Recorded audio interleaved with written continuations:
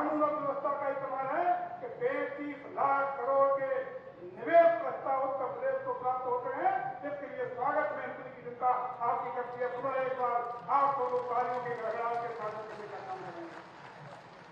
महाराज जी, आपने उत्तर प्रदेश की तकदीर और तस्वीर बदलने का अभूतपूर्व ऐतिहासिक कार्य करके उत्तर प्रदेश के स्वर्णिम युग के राम राज्य की परिकल्पना को साकार किया है। हम पुनः मैनपुरी के जन जन की ओर से कोर्ट से आपका अभिनंदन, वंदन और स्वागत करते हैं। आप सबसे भी निवेदन है, एक बार पुनः महाराज जी का हार्दिक अभिनंदन, वंदन, स्वागत करें। माननीय मुख्यमंत्री जी, मैनपुरी के लोग बहुत भोले भाले हैं, लेकिन सच्चे बहुत हैं। मन के सच्चे हैं, दिल के सच्चे हैं। कभी कभी राजनीतिक धोखाधड़ी का शिकार जरूर हो जाते हैं, लेकिन वे चेतते हैं और नया इतिहास भी बनाते हैं। महाराज जी, इस बात को मैनपुरी के लोगों ने नगर निकाय के चुनाव में साबित करने का काम कर दिया है। यहाँ के 10 निकाय में से मैनपुरी मुख्यालय से समाजवादी पार्टी को 2 सीटों पर समेट करके बोरिया उत्तर मारने का काम मैनपुरी के लोगों ने किया है। और मैनपुरी के लोगों ने एक संकल्प लिया है महाराज जी, क्या आपके नेतृत्व में उत्तर प्रदेश में, क्या एक बार आपने संकल्प लिया है कि 80 की 80 सीटें उत्तर प्रदेश की धरती से लोकसभा में कमल खिलाने का काम करेंगे। उसी परिप्रेक्ष्य में मैनपुरी के लोगों ने संकल्प लिया है कि मैनपुरी की सीट भी इस बार आपकी झोली में डालते हुए कमल खिलाने का काम करेगी। ये संकल्प मैनपुरी के लोगों का है, संकल्प है। संकल्प आप लोगों ने लिया है मैनपुरी के लोग को जिताने का। दोनों हाथ उठा के एक बार माननीय मुख्यमंत्री को आश्वस्त करिए कि हम पूरा मैनपुरी के लोकसभा के क्षेत्र में जिता करके कमल खिलाने का काम करेंगे। आदरणीय महाराज जी, आपकी भी बहुत चिंता रखते हैं। आदरणीय मुख्यमंत्री जी हमेशा मैनपुरी के लिए बहुत ही चिंतित रहते हैं, गंभीर रहते हैं। आपके विकास के लिए, आपके कल्याण के लिए, मैनपुरी के संपूर्ण रूप से विकसित करने के लिए हमेशा आदरणीय मुख्यमंत्री जी हमेशा हम लोगों से चर्चा करते रहते हैं। जब मैंने मैनपुरी के बाईपास की स्वीकृति के लिए अभी निवेदन किया तो माननीय मुख्यमंत्री ने कहा कि बहुत लेट हो गए, पिछली साल के व्यक्ति को आपको कहना चाहिए था। और 1 मिनट में यही आपका मैनपुरी का बाईपास स्वीकृत करने के लिए, आश्वस्त करने का काम मैनपुरी की जनता के लिए करने का काम मुख्यमंत्री ने किया है। इसके लिए आप सब हृदय से बाईपास मैनपुरी का बनना चाहिए, नहीं बनना चाहिए? बनना चाहिए तो हाथ उठा के एक बार तालियों की गड़गड़ाहट के साथ। इसके साथ ही आदरणीय मुख्यमंत्री की कृपा से मैनपुरी का म्यूजियम, मैनपुरी का डिजिटल ऑडिटोरियम, मैनपुरी का डिजिटल भव्य और दिव्य मार्ग देने का काम मैनपुरी के लिए आदरणीय मुख्यमंत्री की कृपा करता है और शीघ्र आपके सामने आने वाला है। हम सब प्रफुल्लित हैं, आहत हैं, बहुत ज्यादा आह्लादित हैं और हृदय से आदरणीय मुख्यमंत्री जी आपका मैनपुरी की सरजमी पर मैनपुरी के जन जन की ओर से हार्दिक अभिनंदन, वंदन, स्वागत करते हैं। हम सब प्रफुल्लित हैं। अपने बीच में केंद्रीय मंत्री आदरणीय ज्योतिरादित्य सिंधिया जी को पाकर उनका यह भावनात्मक रिश्ता है, उनका आत्मीय रिश्ता है। और 2001 में आपके पूज्य पिताजी के साथ जो दुर्घटना हुई, उसके बाद आपके भावनात्मक रिश्ते और प्रगाढ़ हुए हैं।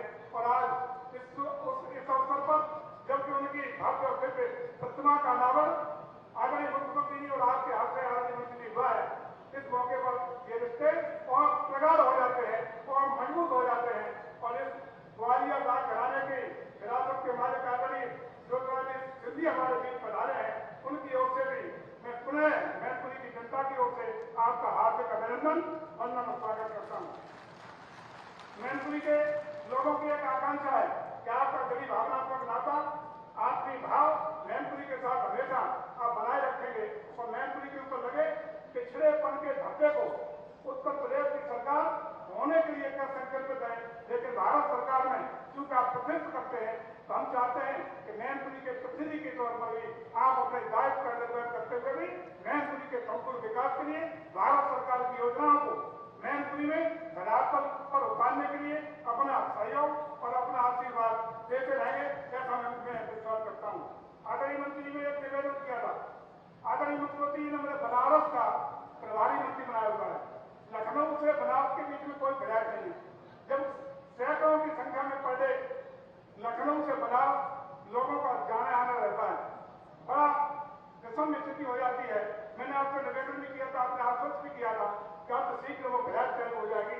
मैं समझता हूँ कि आप जब दिल्ली जब वापस लौटेंगे तो उसकी चिंता करते हुए लखनऊ से बनारस जो ऑलरेडी प्रधानमंत्री जी का क्षेत्र है उसके बीच में कम से कम 1-2 भिलाय पर डे के हिसाब से जरूर शुरू कराने का काम करते हैं।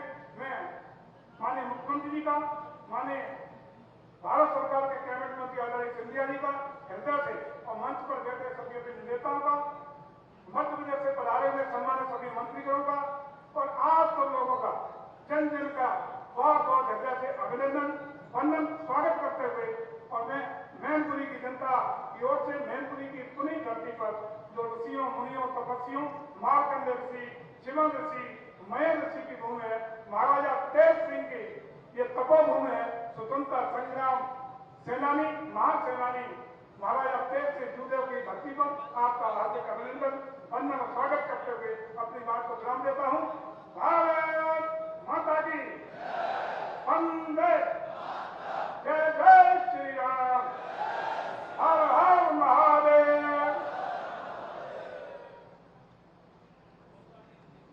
बहुत बहुत धन्यवाद। और उद्बोधन की इस कड़ी को आगे बढ़ाते हुए जनपद मैनपुरी से भावनात्मक संबंधों का निर्वाह करते हुए माननीय केंद्रीय मंत्री नागरिक उड्डयन भारत सरकार परम आदरणीय श्री ज्योतिरादित्य सिंधिया जी को सादर आमंत्रित करते हुए कि अपने उद्बोधन से हम सभी को तालियों से स्वागत।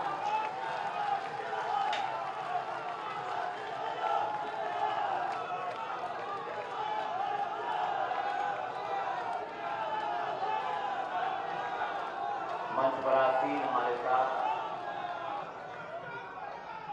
हमारे प्रदेश के यशस्वी तपस्वी प्रगति के स्मारक और जन जन में के हृदय में जिन्होंने अपना एक अमिट स्थान पाया, ऐसे ही हमारे यशस्वी मुख्यमंत्री परम आदरणीय योगी आदित्यनाथ जी, मंच पर आसीन हमारे क्षेत्र के पर्यटन एवं संस्कृति मंत्री आदरणीय जयवीर सिंह जी, आदरणीय अनूप प्रधान वाल्मीकि जी, राज्यसभा में मेरे सहभागी हमारे राज्यसभा के सांसद आदरणीय हरनाथ सिंह यादव जी, आदरणीय राम नरेश अग्निहोत्री जी, डॉक्टर मानवेंद्र प्रताप सिंह जी, श्रीमती अर्चना भदौरिया जी, प्रदीप सिंह चौहान साहेब, श्रीमती संगीता गुप्ता जी, मैनपुरी के पूर्व विधायक श्री अशोक सिंह चौहान साहेब, श्री आलोक गुप्ता जी, मंच पर आसीन श्री तुलसी सिलावट जी, डॉक्टर प्रभुराम चौधरी जी, गोविंद सिंह राजपूत जी, महेंद्र सिंह सिसोदिया जी, अरविंद भदौरिया जी, राजवर्धन सिंह जी दत्तीगांव साहेब, प्रदुम सिंह तोमर जी, ब्रिजेंद्र सिंह यादव जी, ओपीएस भदौरिया जी, सुरेश धाकड़ जी, मेरी मामी माया सिंह जी, कैबिनेट दर्जा प्राप्त इमरती देवी जी, गिरिराज दंडोतिया जी, हमारे विधायक कमलेश जाटव जी, जजपाल सिंह जज्जी जी और इस कार्यक्रम में उपस्थित मैनपुरी और आसपास के जिलों से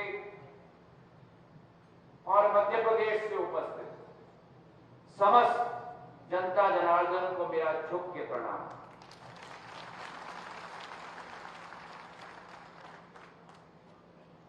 आज मैं बहुत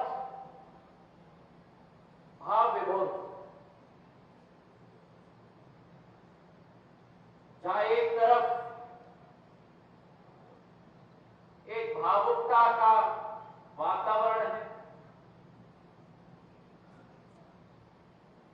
वहीं आज के दिवस पर एक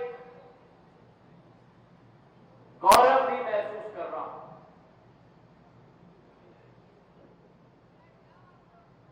आज मैनपुरी में उपस्थित होकर मेरा दिल और मेरा मन इतिहास के पन्नों पर रेखांकित होता है।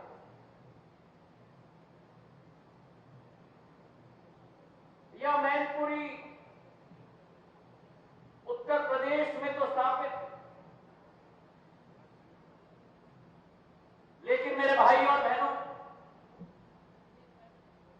मैं आपको बता दूं कि इस मैनपुरी के साथ मेरा कोई 10 साल 20 साल पुराना संबंध नहीं। इस मैनपुरी के साथ सिंधिया परिवार का 250 वर्ष पुराना संबंध रहा है।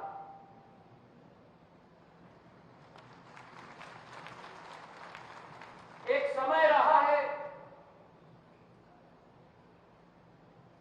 इतिहास के कालखंड में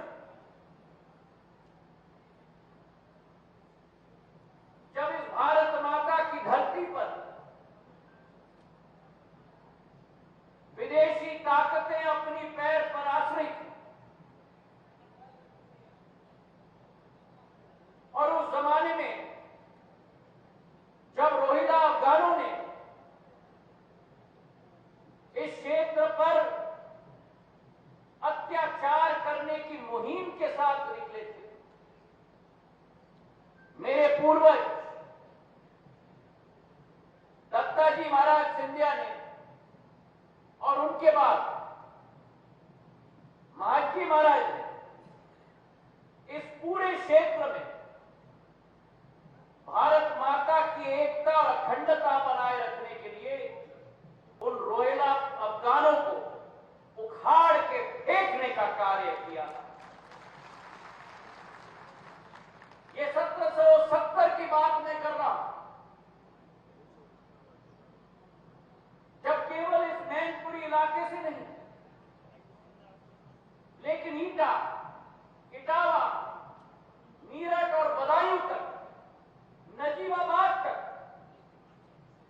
उन रोहिला अफगानों को उखाड़ के फेंकने का काम सिंधिया परिवार के पूर्वजों ने इस माटी पर किया और इसलिए इस माटी के साथ संबंध सिंधिया परिवार के 2 माधवों के साथ रहा। एक माधव महाजी सिंधिया के रूप में जिन्होंने इस क्षेत्र को स्वतंत्र किया और दूसरे माधव मेरे पूज्य पिताजी के रूप में जिन्होंने अपनी जीवन की आखिरी सांस इस मैनपुरी की माटी में।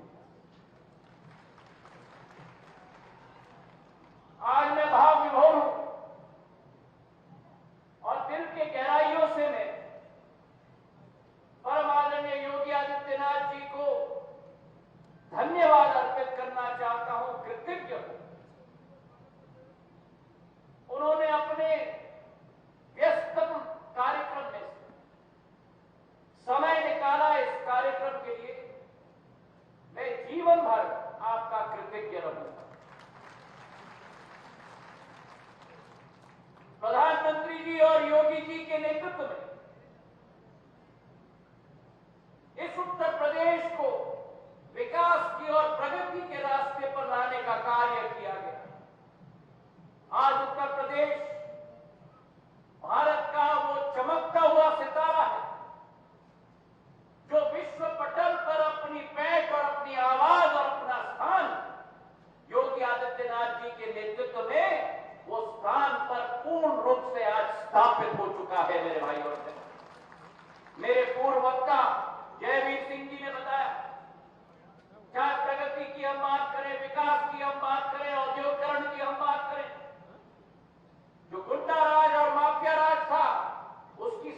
क्रांति अगर हुई है उत्तर प्रदेश में तो योगी आदित्यनाथ जी के नेतृत्व में हुई है। और आज इस मंच से मैं योगी आदित्यनाथ जी को भी उनके परिवार और धार्मिक घर और सिंधिया परिवार के बीच में जो पुराने संबंध रहे उसका भी मैं उल्लेख करना चाहता हूं। इस क्षेत्र की धार्मिक नाथ परंपरा के महान संत पूज्य नरहरि नाथ ने ही मेरे पूर्वज महाजी महाराज को श्रीनाथ की उपाधि दी। तो आज सिंधिया परिवार आपके और आपके धाम का भी कृतज्ञ रहे। और जहां वो एक रिश्ता 200-250 वर्ष पुराना है, नाथ घराना और नाथ धाम और सिंधिया परिवार के बीच, वहीं सन 1980 और 84 के बीच में हमारे गोरखपुर की आन बान और शान महंत श्री दिग्विजय सिंह जी नाथ ने मेरी आजी अम्मा स्वर्गीय राजमाता विजय राजे सिंधिया जी के साथ मिलकर श्री राम जन्मभूमि की ब्यूगल साथ में मिलकर बजाई थी। और आज 35-40 साल बाद अगर वो संयुक्त सपना हमारे महंत दिग्विजय सिंह जी नाथ का मेरी दादी आजी अम्मा राजमाता विजय राजे सिंधिया जी का अगर साकार हो रहा है तो प्रधानमंत्री नरेंद्र मोदी जी और योगी आदित्यनाथ जी के नेतृत्व में आज हमारी राम जन्मभूमि की मंदिर का पूर्ण तैयारी और समर्पण भाव के साथ पूर्ण कार्य हो रहा है। आज के दिवस पर मैं वो दिवस भी याद रखता हूं। आज जयवीर सिंह जी ने अपने भाषण में कहा कि रात भर कल आंधी आई, रात भर कल कड़क बिजली बरसी, रात भर ये मैदान कीचड़ और दलदल में परिवर्तित हुआ। यही वातावरण जयवीर सिंह जी 30 सितंबर का वो काला दिन में भी था। लेकिन फर्क केवल ये था, जहां आज हम सूर्य के प्रकाश के नीचे ये कार्यक्रम आयोजित कर रहे हैं, करीब करीब ठीक इसी समय जहां धरती पर सूर्य के किरण गिरने चाहिए, ऐसा वातावरण उस समय में 12 और 1 बजे दोपहर के बीच में ऐसा वातावरण रहा कि जैसे 12 बजे रात का समय हुआ। और उस दिवस पर जब ये घटना घटी, मैं आज तक नहीं भूल सकता। उस समय में प्रदेश के मुख्यमंत्री परम आदरणीय राजनाथ सिंह जी थे। मैं मुंबई में था, मुंबई से मैं दिल्ली प्रस्थान कर रहा था और उसी समय पैदल चलकर राजनाथ सिंह जी उस स्थान पर पहुंचे। रात भर पुलिस के थाने में बैठकर उन्होंने पूरी व्यवस्था जमाई। मैं आज तक उनका कृतज्ञ हूं और जिंदगी की आखिरी सांस तक उनका कृतज्ञ रहूंगा। जहां प्रदेश में उन्होंने संभाला, वहीं राष्ट्र स्तर पर परम आदरणीय अटल बिहारी वाजपेयी जी की सरकार थी, वे प्रधानमंत्री थे। और जो अटल बिहारी वाजपेयी जी ने, जिनका सिंधिया परिवार के साथ बहुत पुराना संबंध है, जो ढाढ़स उन्होंने मुझे दिया, जो साथ में आकर मेरे साथ खड़े रहे, वो क्षण मैं कभी भूल नहीं पाऊंगा। और यही बात का प्रतीक है मेरे भाइयों बहनों कि राजनीति सोच अलग हो सकते हैं, राजनीतिक विचारधारा अलग हो सकती है, लेकिन अंत में आपसी सम्मान और रिश्ते के ऊपर कोई और बात इस पृथ्वी पर नहीं हो सकता।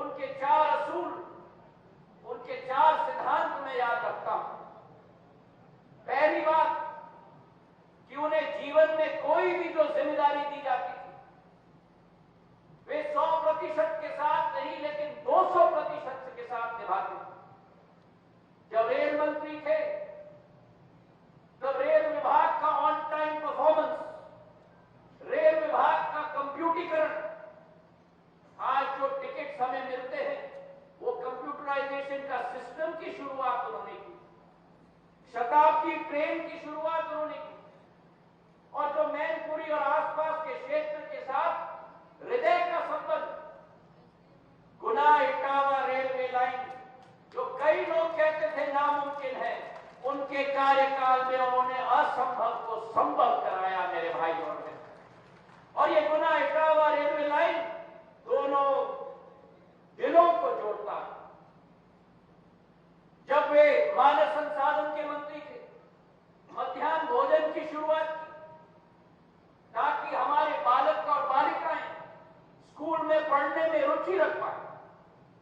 और जब वे नागर विमानन मंत्री थे, जो प्रधानमंत्री जी के आशीर्वाद से जो प्रभार मुझे दिया गया, तो ओपन स्काईज पॉलिसी की शुरुआत उन्होंने अपने समय में की। ये पहला उनका सिद्धांत। उनका दूसरा सिद्धांत जो वे सदैव अपने हृदय के करीब रखते थे, और वो था कि उनकी बेदाग छवि, वे बेदाग छवि उनकी कवच थी। और जब उस समय के प्रधानमंत्री ने ही उन पर षड्यंत्र रचा, उन्होंने अपने पद से इस्तीफा देकर जनता की अदालत में कूदे और जनता का अपार स्नेह और आशीर्वाद प्राप्त किया। उनका तीसरा सिद्धांत कि जिंदगी में मनुष्य को सदैव अपने रिश्ते निभाने हैं तो सत्यता से हम लोग निभाएं। कभी किसी के विरुद्ध द्वेष भावना न रखा जाए, कभी भी किसी को काटने का कार्य न किया जाए। जो संभव हो वो कहो सो संभव है, जो संभव नहीं है न असंभव है। वो स्पष्टता और सत्यता अपने एक एक परिवार के सदस्य जो क्षेत्र के लोग थे उनके साथ उन्होंने सदैव निभाया। और उनका आखिरी सिद्धांत जिंदगी का, वे सदैव इसे पालन करते थे कि जियो तो लोगों के लिए जियो, उनके विकास के लिए जियो, उनकी प्रगति के लिए जियो और उनके खुशी के लिए जियो। तो आज के इस अवसर पर मैं योगी आदित्यनाथ जी का कृतज्ञ हूं कि आज उनके मूर्ति के अनावरण के दिवस पर वे यहां उपस्थित रहे। इस मूर्ति के शिल्पकार जयपुर से आए हुए अरविंद मिश्रा जी का कृतज्ञ हूं कि उन्होंने इतना सुंदर मूर्ति उनका बनवाया। और अंत में मैं इतना ही कहना चाहता हूं, एक लाइन में अपना वक्तव्य मैं समाप्त करूंगा कि शरीर की मौत कोई मौत नहीं होती, शरीर की मौत कोई मौत नहीं होती। शरीर मिट जाने से इंसान मिट नहीं जाता, शरीर मिट जाने से इंसान मिट नहीं जाता। शरीर की मौत से कोई मौत नहीं होती, शरीर मिट जाने से कोई इंसान नहीं मिट जाता।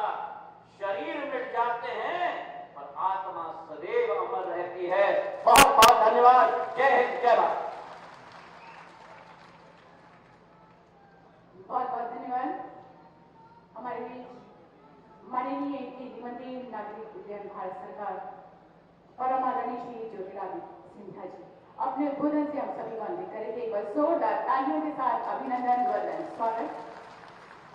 और जैसा कि हम सभी जानते हैं कि आज जनपद मैनपुरी के 11 विभागों से संबंधित कुल 63 प्रोजेक्ट इकाइयों का, जिनकी की कुल लागत 429.78 करोड़ रुपए है, आज लोकार्पण शिलान्यास होने जा रहा है, जिसके लिए ससम्मान आमंत्रित करते हुए, सादर अनुरोध करते हुए परम आदरणीय श्रद्धेय यशस्वी माननीय मुख्यमंत्री जी से कि अपने कर कमलों से हमारे इस लोकार्पण शिलान्यास के शुभ कार्य को संपन्न करें। एक बार जोरदार तालियों के साथ स्वागत। जनपद मैनपुरी में 23 औद्योगिक परियोजनाओं का लोकार्पण, जिनकी की लागत 250.64 करोड़ रुपए और 23 परियोजनाओं का शिलान्यास और 179.14 करोड़ रुपए, कुल संख्या 63 और 423 करोड़ रुपए की हमारी ये विभिन्न परियोजनाएं।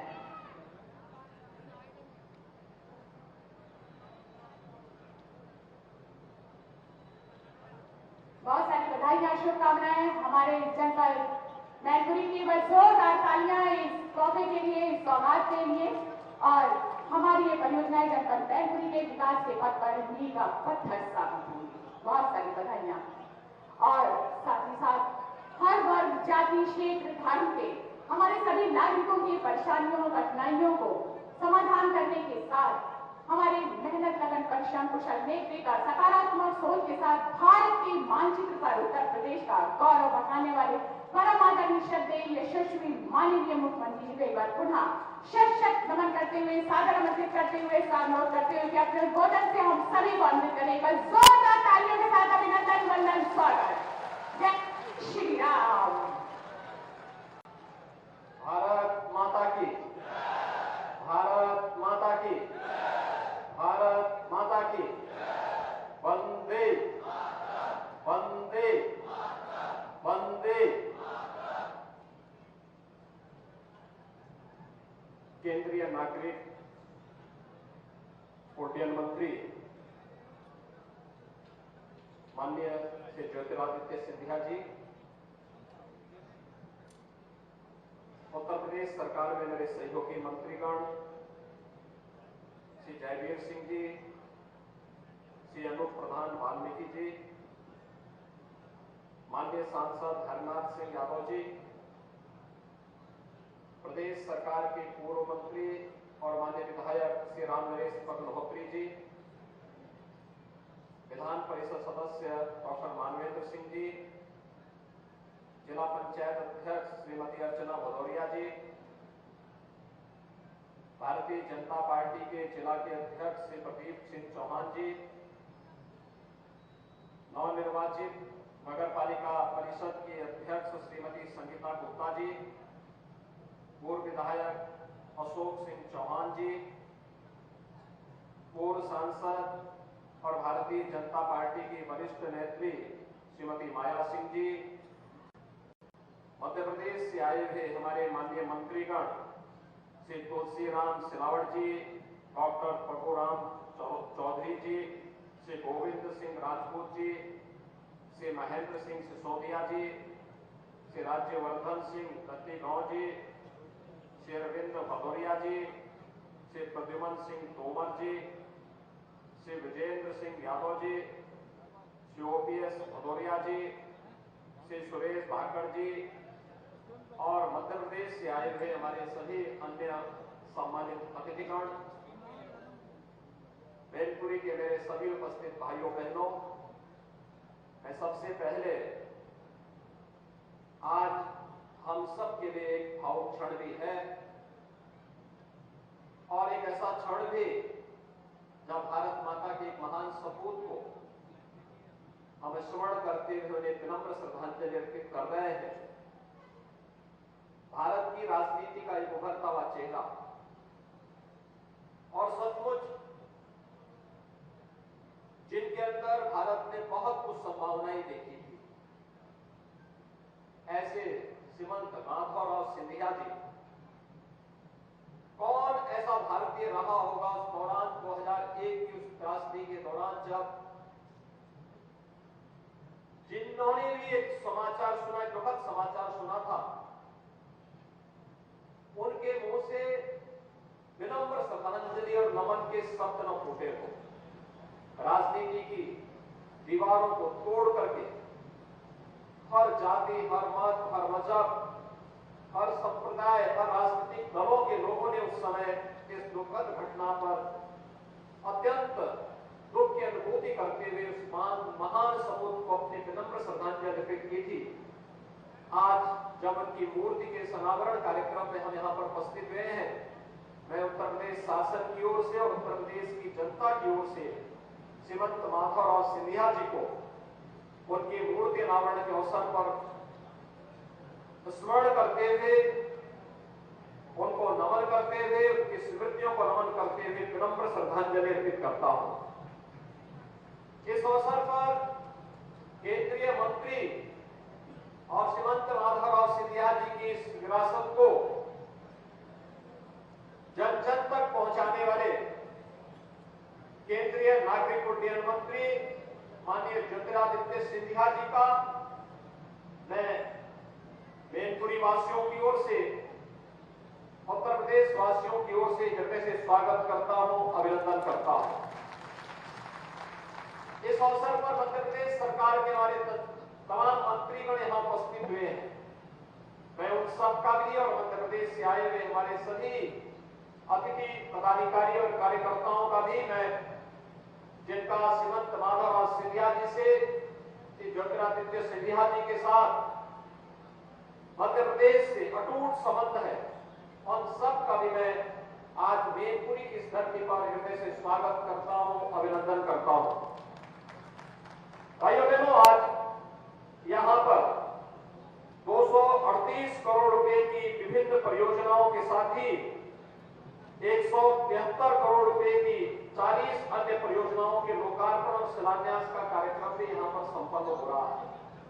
मैं इस अवसर पर इन सभी परियोजनाओं के लिए मैनपुरी के सभी नागरिकों को, आप सभी उपस्थित माताओं, बहनों को, नौजवानों को इन योजनाओं की हृदय से बधाई देता हूं। आप सबके प्रति अपनी शुभकामनाएं भी व्यक्त करता हूं। भाइयों बहनों, हम सब जानते हैं कि भारत की राजनीति में श्रीमंत माधवराव सिंधिया जी का नाम बहुत शानदार तरीके से, गौरवशाली तरीके से लिया जाता है। सौभाग्य है कि मुझे उनके सानिध्य में, उनके साथ सांसद के रूप में कुछ दिनों तक कार्य करने का अवसर प्राप्त हुआ था। संसद में उनका मिलनसार स्वभाव, अपनी सहजता, अपनी सरलता और प्रत्येक दल के लोगों के साथ दलीय सीमाओं से उठ करके एक सहयोग करने का भाव, वह हमें 1998 से लेकर के 2001 के बीच में देखने और सुनने को उस दौरान मिला था। हम सब जानते हैं कि एक बार नहीं, 9 बार देश की संसद में माननीय सांसद के रूप में वे लगातार चुने गए। केंद्रीय मंत्री के रूप में, यानी मात्र 26 वर्ष की उम्र में वे सांसद बने थे। उच्च शिक्षा अर्जित करने के बाद जब वे भारत वापस आए तो राजनीति में प्रवेश करते ही एक सांसद के रूप में उन्होंने अपना कार्य प्रारंभ किया। उनकी लोकप्रियता लगातार उनके सांसद चुने जाने और उस कालखंड में भारत के अंदर तकनीक का उपयोग हो सकता है, रेलवे हो, नागरिक उड्डयन मंत्रालय रहा हो, आज का शिक्षा मंत्रालय रहा हो, पर्यटन मंत्रालय रहा हो, इन सब में जितने रिफॉर्म हो सकते थे उन्होंने मंत्री के रूप में, भारत सरकार के एक माननीय मंत्री के रूप में उनमें करने का प्रयास किया और उसे तेजी के साथ आगे बढ़ाने का प्रयास किया। भारतीय रेल आज भी, याद करिए, 40 वर्ष के बाद भी श्रीमंत माधवराव सिंधिया जी को स्मरण करता है इस बात को लेकर के कि जो न्यू उन्होंने उस समय रखी थी, भारतीय रेल की मजबूती का वह आधारशिला बना था। भारत की अर्थव्यवस्था को के बैकबोन के रूप में जो हम भारतीय रेल को जानते हैं, उस समय आदरणीय सिंधिया जी ने जो कार्य किया था वह आज भी हम सबको देखने को मिलता है। जब भारतीय रेल की बात होती है तो उसमें एक स्वर्णाक्षरों में श्रीमंत माधवराव सिंधिया जी का नाम हम सबको देखने, सुनने और रेलवे के वर्तमान स्वरूप में हम सबको देखने को मिलता है। रेलवे की भी स्पीड होनी चाहिए। रेलवे केवल अपनी मीटर गेज तक सीमित न रहे, बल्कि रेलवे की अपनी स्पीड भारत की अर्थव्यवस्था की स्पीड के रूप में बढ़ती हुई दिखाई दे। शताब्दी ट्रेन की शुरुआत उस समय की एक अद्भुत और रोमांचकारी घटना हुआ करती थी और मुझे लगता है कि कोई भी ऐसा सांसद नहीं होगा जो ये न मांग करता रहा होगा साहब एक शताब्दी मेरे यहां से भी शुरू कर दी जाए या मेरे क्षेत्र को भी इससे जोड़ा जाए, और वो एक मांग होती थी। और भाइयों बहनों, एक सकारात्मक सोच के साथ उन्होंने राजनीति की। व्यक्तिगत राग और द्वेष से ऊपर करके उन्होंने राजनीति में करते थे। सबको साथ लेकर के चलने का एक सामर्थ्य था। एक बड़े परिवार में, राज परिवार में जन्म लेकर के भी अंतिम पायदान पर बैठे हुए व्यक्ति के बारे में उनकी बड़ी सकारात्मक और स्पष्ट सोच थी। यह उन्हें लोकप्रिय भी बनाती थी और साथ साथ उन्हें भारत की राजनीति के एक चमकते हुए सितारे के रूप में हर व्यक्ति उस रूप में देखता था। लेकिन दुखद घटना ने सन 2001 में उन्हें हमसे छीना। ये क्षेत्र जिसके बारे में 1770-71 में उस समय सिंधिया राजघराने ने उस समय की अपनी सेना के माध्यम से अफगानों को यहां से भगाने, उनकी क्रूरता से इस क्षेत्र को मुक्त कराने में जो अपना योगदान किया, अपने पूर्वजों के द्वारा मुक्त कराई गई भूमि में ही उन्होंने अंतिम श्वास ली। और आज इसी स्थान पर, जहां पर इस चौराहे के नाम, जो चौराहा श्रीमंत माधवराव सिंधिया जी के नाम पर है, उनकी इस भव्य प्रतिमा का अनावरण का कार्यक्रम यदि कुछ देर पूर्व हम लोगों को करने का अवसर प्राप्त हुआ है।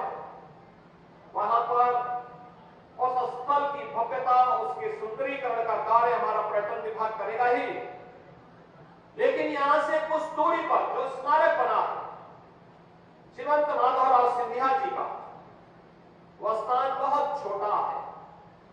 उस स्थान को एक भव्य पार्क के रूप में विकसित करने, वहां पर भी उनकी मूर्ति स्थापित हो, वहां पर भी सुंदरीकरण के कार्यक्रम, वहां के पहुंच मार्ग और वहां पर सड़क मार्ग के साथ साथ विद्युतीकरण के कार्यक्रम को भी जिला प्रशासन विलंब उसको आगे बढ़ाने का कार्य करे, जिससे एक प्रेरणादायी व्यक्तित्व से यहाँ के युवा और राजनीति में आने वाले, सार्वजनिक जीवन में कार्य करने वाले हरेक दल के नौजवानों को भी एक नई प्रेरणा प्राप्त हो सके।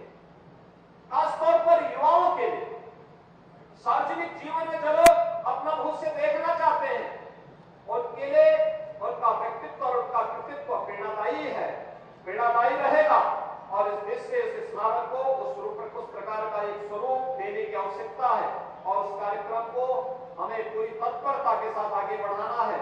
इसको श्री जयवीर सिंह जी, यहाँ के हमारे लोकप्रिय विधायक श्री रामनरेश अग्निहोत्री जी, यहाँ के जिला प्रशासन के साथ मिलकर के इन सभी कार्यक्रमों को पूरी तत्परता के साथ आगे बढ़ाने का कार्य करेंगे।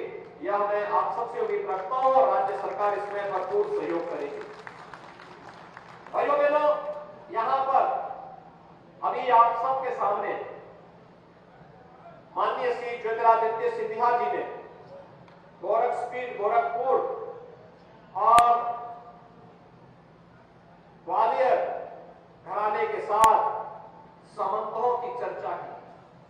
हम सब जानते हैं कि स्वाभाविक रूप से जब उत्तर प्रदेश विदेशी आक्रांताओं से भयभीत रहा होगा, यहां पर भय और दहशत का माहौल रहा होगा, उस कालखंड में जिन महापुरुषों ने उस आतंक से इस क्षेत्र को मुक्त करने का योगदान किया था, उनको सम्मान देना इस संतों की परंपरा रही है और गोरखपीठ के संतों की परंपरा ने सदैव से महत्व दिया है।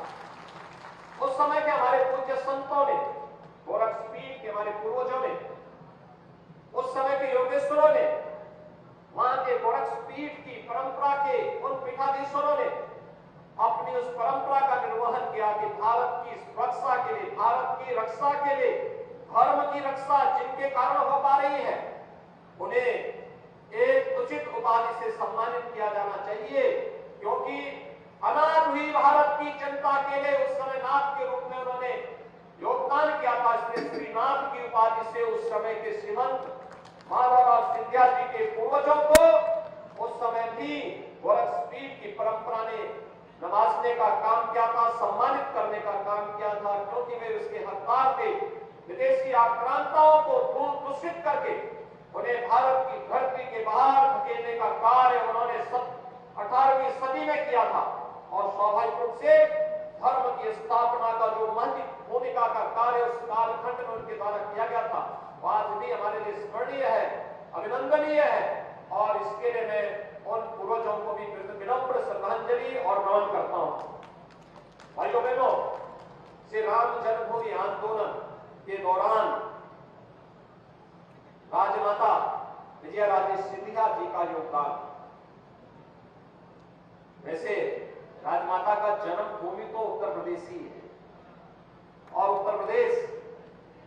उनका जन्मभूमि होने के नाते हर उत्तर प्रदेश वासी उन्हें राजमाता के रूप में अपार आदर और सम्मान का भाव रखता है। धर्म के प्रति कितनी अगाध निष्ठा थी राजमाता जी की। और जब राम जन्मभूमि आंदोलन की बात आई थी, राम जन्मभूमि आंदोलन के लिए किस प्रकार की भूमिका और पृष्ठभूमि रची जानी चाहिए, उस समय साधन नहीं थे। उस समय ग्वालियर राज परगना ही इस पूरे कार्यक्रम के लिए योगदान देता था, उस कार्यक्रम को आगे बढ़ाता था और कार्यक्रम मजबूती के साथ आगे बढ़ा। और आज ये हमारा सौभाग्य है, आदरणीय प्रधानमंत्री मोदी जी के नेतृत्व में जब आजादी के अमृत महोत्सव कार्यक्रम के साथ हम जुड़े हुए हैं। याद रखिए, मुख्य महोत्सव को संबोधित करते हुए प्रधानमंत्री मोदी जी ने पंचप्रण की बात की और पंचप्रण में एक बात विरासत का सम्मान करने की बात की थी। तो उस क्रम में विरासत का सम्मान, अयोध्या में श्री राम जन्मभूमि पर भगवान श्री राम के भव्य मंदिर के निर्माण का कार्यक्रम उसी विरासत के सम्मान का हिस्सा है। और हमें इस वर्ष के अंत तक या जनवरी 2024 में अयोध्या में रामलला अपने स्वयं के मंदिर में विराजमान होते हुए दिखाई देंगे। भाइयों बहनों, यह हर भारतवासी के लिए गौरव की बात होगी, हर भारतवासी गौरवान्वित होगा। लेकिन प्रारंभिक लड़ाई में राजमाता विजयाराजे सिंधिया जी का जो योगदान था वह विस्मरणीय है, अतुलनीय है। कितने यानी भारत की राजनीति को किस प्रकार की एक सकारात्मक सोच के साथ अपनी विरासत का सम्मान करते हुए आगे बढ़ाना है, यह दृष्टि राजमाता ने हम सबको दिया था। भाइयों बहनों, आज मैनपुरी से जुड़े हुए विकास की तमाम योजनाओं को हम आगे बढ़ा रहे हैं। यहाँ के बाईपास की बात अभी जयवीर सिंह जी कह रहे थे। हम तो हर उस विकास के कार्य को आपके इस क्षेत्र में निभाना चाहते हैं और मैं आभारी हूं मैनपुरी वासियों का, जिन्होंने नगर निकाय चुनाव में इतना भारी समर्थन भारतीय जनता पार्टी के प्रत्याशियों को दिया, फिर दिया और लगातार दे रहे हैं। आज उत्तर प्रदेश आदरणीय प्रधानमंत्री जी के मार्गदर्शन में आगे बढ़ रहा है। अभी हम लोग थोड़ी देर में माननीय केंद्रीय मंत्री जी के साथ में कानपुर जा रहे हैं। कानपुर का एयरपोर्ट प्रारंभ होने जा रहा है, यानी वहां पर नया टर्मिनल बिल्डिंग का उद्घाटन होने जा रहा है। उत्तर प्रदेश के अंदर पिछले 6 वर्ष के अंदर एयर कनेक्टिविटी जिस तेजी के साथ बढ़ी है, जिस प्रकार से उत्तर प्रदेश के अंदर हाईवे, एक्सप्रेस हाईवे और सड़कों का संचार विशा है, विद्युतीकरण की आपूर्ति बढ़ी है, हर गरीब को बिना भेदभाव के शासन की योजनाओं के साथ जोड़ने का कार्य हुआ है, हर गरीब को शासन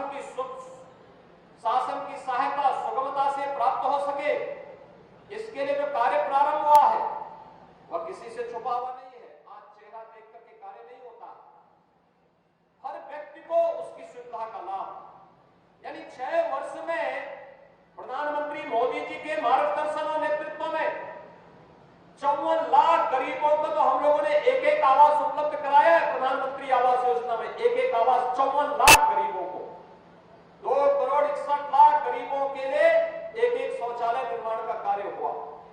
1,21,000 गांव के मसले ऐसे थे जिन तक बिजली कभी पहुंची ही नहीं थी, वहां तक बिजली पहुंचाने का काम और 1,75,000 परिवारों को बिजली में फ्री में बिजली कनेक्शन उपलब्ध करवाने का काम भी किया गया। 1 करोड़ परिवारों को हम लोग आज निराश्रित महिला पेंशन, वृद्धावस्था पेंशन और दिव्यांग जन पेंशन में 12,000 रुपए सालाना उपलब्ध करवाने का कार्य कर रहे हैं। भाइयों बहनों, ये सभी कार्यक्रम पूरी तत्परता के साथ करने के कार्य हो रहे हैं। विकास के कार्यक्रमों को भी आगे बढ़ाने का कार्य हो रहा है। औद्योगिकीकरण के साथ स्थानीय स्तर पर ही रोजगार का सृजन हो, इंस्टीट्यूशन को इंडस्ट्री के साथ जोड़कर के स्किल डेवलपमेंट और रोजगार सृजन के कार्यक्रम भी हो, बिना भेदभाव के शासन की योजनाओं का लाभ भी मिले, हर नौजवान को अपने जीवन में शासन की सेवा या जीवन के जिस भी क्षेत्र में जाना चाहता है वहां पर उसके लिए अवसरों की कमी न हो, इसके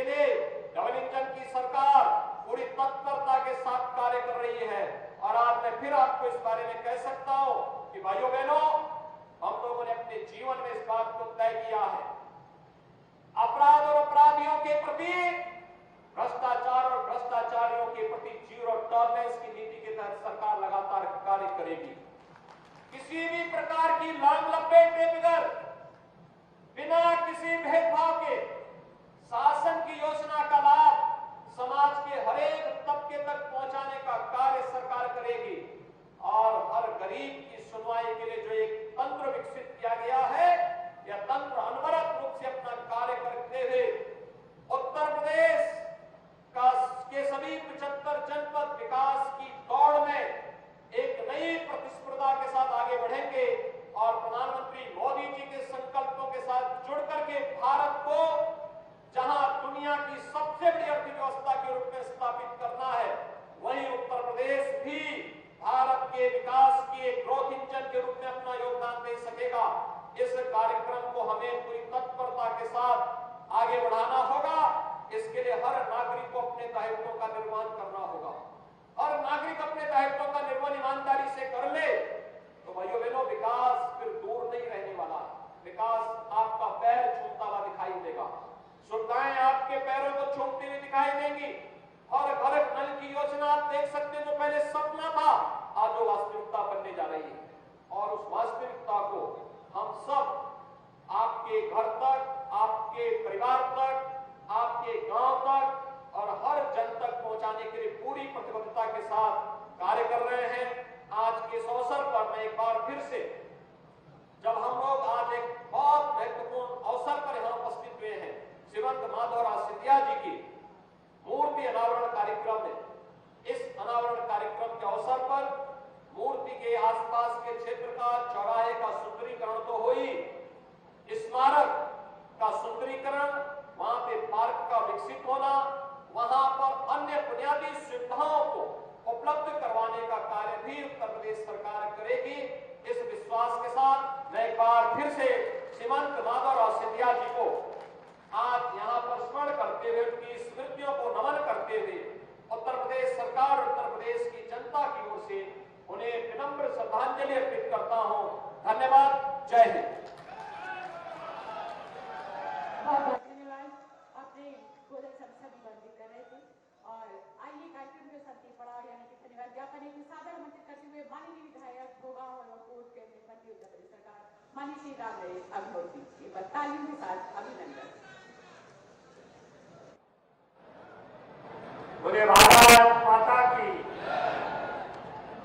मंच पर विराजमान हमारे प्रदेश के यशस्वी, लोकप्रिय, जनप्रिय, जन जन के नायक आदरणीय योगी आदित्यनाथ जी, केंद्रीय मंत्री आदरणीय ज्योतिरादित्य सिंधिया जी, हमारे प्रदेश सरकार के पर्यटन मंत्री आदरणीय जयवीर सिंह जी, सांसद हरनाथ सिंह जी, मध्य प्रदेश के हमारे बड़ी संख्या में प्रभारी मंत्री अनूप प्रधान जी, सम्मानित मंच और सम्मानित हमारे मैनपुरी क्षेत्र की महान जनता, मैं आप सबका धन्यवाद करता हूँ, आप सबका आभार व्यक्त करता हूँ और हमारे ज्योतिरादित्य सिंधिया जी का बहुत बहुत धन्यवाद करता हूँ। उन्होंने यहाँ पधार कर हम सबको आशीर्वाद देने का काम किया। बहुत बहुत धन्यवाद। हमारी समाप्ति की घोषणा करता हूँ। बहुत बहुत धन्यवाद। जय जय श्री राम, जय जय श्री राम। बहुत बहुत धन्यवाद।